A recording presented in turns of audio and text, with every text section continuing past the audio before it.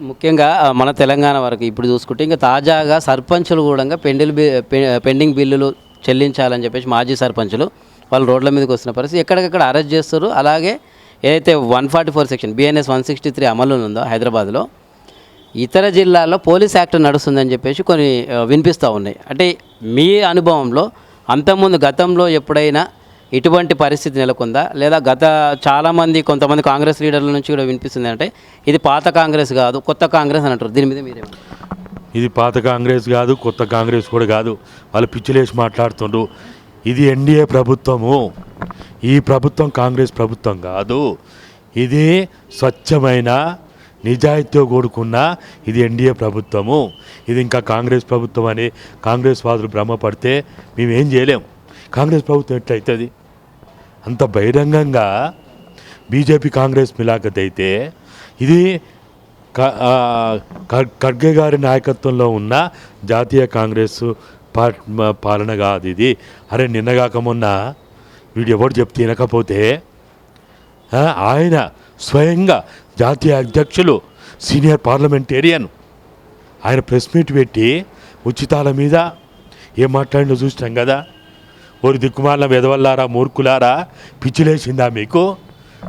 ఉచితాలు ఇచ్చేటప్పుడు జరా మీ అంగిలాగా చూసుకోర్రి, మీ బనియన్ కండ్రాయర్ చూసుకోర్రి, మీ చెప్పులు చూసుకోర్రి అని ఆయన చెప్తా ఉన్నాడు. అంత ఓపెన్గా సిక్కు విడిచి చెప్తున్నాడు అంటే ఇది ఏమనుకోవాలి మనం?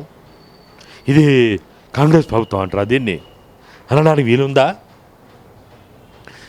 మనమనడం కాదు, ఆయన ఇది 6 గ్యారంటీల ప్రభుత్వం కాదు, 6 రెడ్ల పాలన చెప్పని నిన్న తీర్మానం వలన నల్గొండ గడ్డ మీద ఆయనే మాట్లాడుతుండు.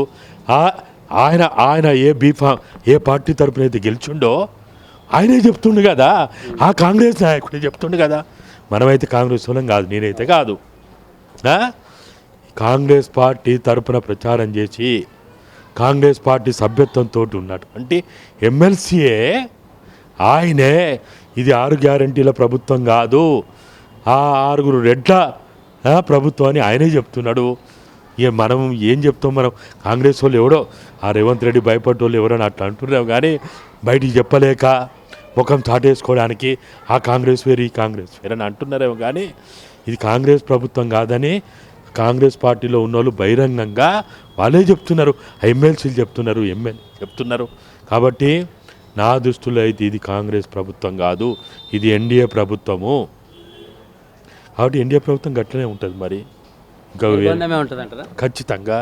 ఇలా ఎట్లున్నది మరి మోడీ అమిత్ షాల పాలన దేశంలో ఎట్లున్నది? నిర్బంధం కాకపోతే లేకపోతే ఇదేమన్నా భారత రాజ్యాంగ డాక్టర్ బాబాసాహెబ్ అంబేద్కర్ గారు ఏ రాజ్యాంగం అయితే భారతదేశానికి ఇచ్చిందో గణతంత్ర రాజ్యాంగంగా దీన్ని మనం ప్రకటించుకున్నామో ఆ పాలన జరుగుతుందా?